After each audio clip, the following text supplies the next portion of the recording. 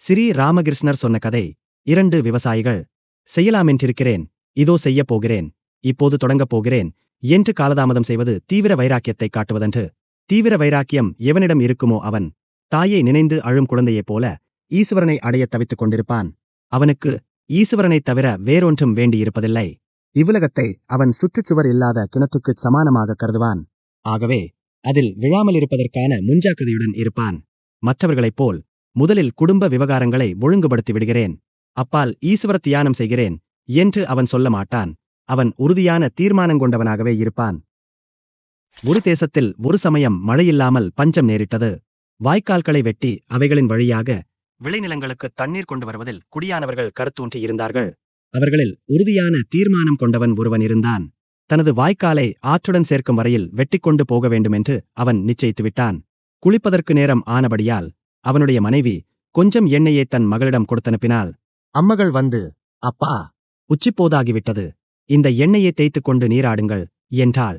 இன்னும் வேலை இருக்கிறது, ஆதலால் பொறு என்றான் குடியானவன். மாலை 20 நாழிகை ஆகியும் அவன் சாப்பாட்டைப் பற்றியாவது குளியலைப் பற்றியாவது நினைக்கவே இல்லை.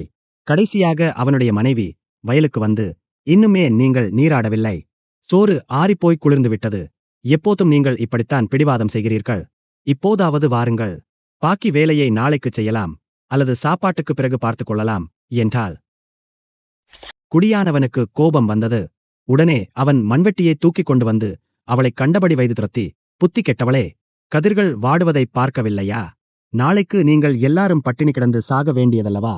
இன்றைய தினம் வயலுக்கு நீர் கொண்டு வருவதென்று தீர்மானம் செய்திருக்கிறேன், பிறகுதான் மற்ற விஷயங்களை கவனிக்கப் போகிறேன் என்றான். சங்கதிகளை தெரிந்து கொண்ட அந்த பெண் ஓடிப்போனாள். பிறகு அவன் நடுநிசி வரையில் பகீரத பிரயத்தனம் செய்து கருதிய காரியத்தை முடித்தான். வயலுக்குள் நீர் சப்தமிட்டுக் கொண்டு பாய்ந்ததைக் கண்டபோது அவனுக்கு அளவற்ற ஆனந்தம் உண்டாயிற்று. அப்பால் அவன் வீட்டுக்கு வந்து மனைவியை பார்த்து கொஞ்சம் எண்ணெய் கொண்டு வரும்படியும் ஊக்கா பிடிக்க புகையிலை தயாராக்கும்படியும் சொன்னான். நீராடி உண்ட பிறகு அவன் நெடுநேரம் அயர்ந்து தூங்கினான். இப்படிப்பட்ட உறுதியான மனம்தான் தீவிர வைராக்கியத்திற்கு நல்ல உதாரணம். இன்னொரு குடியானவனும் இதே வேலையைச் செய்து கொண்டிருந்தான். ஆனால் அவனுடைய மனைவி வந்து அவனை வீட்டுக்கு கூப்பிடும்போது அவன் யாதொரு தடையும் சொல்லாமல் மண்வெட்டியை தூக்கி தோள் மீது போட்டுக்கொண்டு, நீ வந்து கூப்பிடுகிறபடியால் நான் வரத்தான் வேண்டும் என்று சொல்லிக் கொண்டு பின்தொடர்ந்தான். காலத்தில் அவன் வயலுக்கு நீர் கொண்டு வரவில்லை. இதுதான் தாமதமும் சோம்பலுமான வைராக்கியத்துக்கு உதாரணம். திடமான தீர்மானம் இல்லாது போனால் குடியானவனுடைய விளைநிலத்துக்கு நீர் பாய்வதில்லை. அதுபோல தீவிர வைராக்கியம் இல்லாவிட்டால் ஈசுவர தரிசனமாகிய மகோனத நிலை சித்தியாகாது. ஆதாரம் 1942 வெளிவந்த ஸ்ரீ ராமகிருஷ்ணர் கதைகள் என்னும் நூல்.